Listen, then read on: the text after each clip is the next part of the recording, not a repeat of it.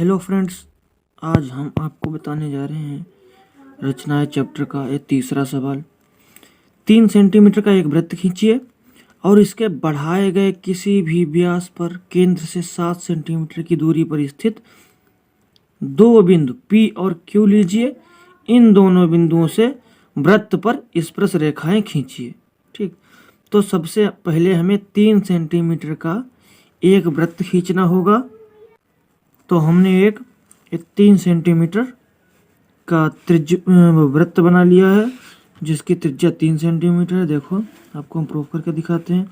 ये हमारा 3 सेंटीमीटर का दूरी भर लिया और यहाँ से हमने ये एक वृत्त खींच दिया। ठीक, ये हमारा 3 सेंटीमीटर का वृत्त हो गया। अब इसके बिंदु से हमको दोनों तरफ 7 सेंटीमीटर की रेखाएं खींचनी है, जो हमें सवाल में बताया गया था कि इसके बढ़ाए गए किसी भी व्यास पर केंद्र से 7 सेंटीमीटर की दूरी पर स्थित दो बिंदु P और Q लीजिए। तो हम सबसे पहले क्या करेंगे, अब 7 सेंटीमीटर की दोनों तरफ रेखा खींचेंगे। तो हमने एक 7 सेंटीमीटर की रेखा जो दोनों तरफ खींच ली है केंद्र के। देखो, ये हमारी 7 सेंटीमीटर की है और फिर दूसरी इधर भी हमारी 7 सेंटीमीटर की। ठीक, 7। तो 7 सेंटीमीटर की रेखा हमारी हो गई है। अब हमको एक बिंदु, इसको हमने P मान लिया और इसको Q मान लेते हैं। ये हमारा है बिंदु P और इसको हम Q मान लेते हैं।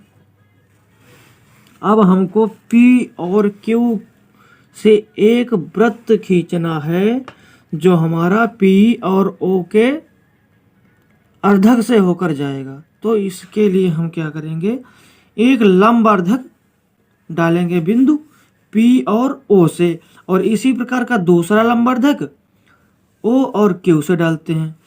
तो लंब अर्धक डालने के लिए हमने पहले वीडियो में बताया है कि आधे से ज़्यादा की दूरी अपने प्रकार में हम भर लेते हैं। जैसे कि हमारा ये बिंदु है, तो यहाँ से हम आधे से ज़्यादा की दूरी इस प्रकार में भर लेते हैं। ये देखो, हमने आधे से ज़्यादा की दूरी भर ली है, चाहे आप इससे भी ज़्यादा भर सकते हैं। ठीक, और यहाँ से हमने एक लंबवर्धक लिया इस तरह से यहाँ पर, और इसी तरह से इधर लगाया हमने। अब हमने अपने चापों को लगा लिया है जो हमारे यहाँ पर और यहाँ पर काटते हैं, और एक दूरी से हमने इधर भी चाप लगाया। इधर ये यहाँ पे काटता है और ये यहाँ पर तक हमने खींच लिया। ठीक, और इतनी ही दूरी का हमें केंद्र से लगा देना है। अब हमारे लंबवर्धक तैयार हो गए हैं। अब इनको हम मिला देते हैं आपस में, यहाँ से यहाँ मिला देते हैं। हमारे लंबवर्धक बनकर तैयार हो गए। अब हमारे लंबवर्धक जहाँ पर PO और P वो Q और O को काटते हैं, यानी कि P और O और O और Q को जहाँ जहाँ पर काटते हैं वहाँ से हमको एक वृत्त बनाना है। तो हम वृत्त बनाते हैं यहाँ से। अब हमने देखो ये अपना बना लिया है एक चित्र, इस बिंदु से इतनी दूरी भरकर, और हमने एक अपना वृत्त खींच लिया है। ठीक, और सेम यही दूरी यहाँ से यहाँ तक की दूरी को भरकर हम एक दूसरा वृत्त खींचेंगे। अब हमने अपना दूसरा भी वृत्त बना लिया है यहाँ से। ठीक, अब हमारे दोनों वृत्त बनकर तैयार हो गए हैं। अब हमको सिर्फ स्पर्श रेखाएं खींचनी है दोनों वृत्तों पर। रेखा खींचते हैं, उसके बाद में क्या करते हैं, हम इनको बिंदु मान लेते हैं अलग अलग। इनको हम मान लेते हैं, इसको T1 मान लेते हैं, इसको T2 मानते हैं, और इसको T3, इसको T4 मान लेते हैं। ठीक, अब यहाँ से हमको ये और ये यहाँ से और यहाँ तक स्पर्श रेखाएं खींचनी है। तो हम इन पर स्पर्श रेखाएं खींचते हैं। देखो, सबसे पहले हम स्पर्श रेखा खींचते हैं इस पर।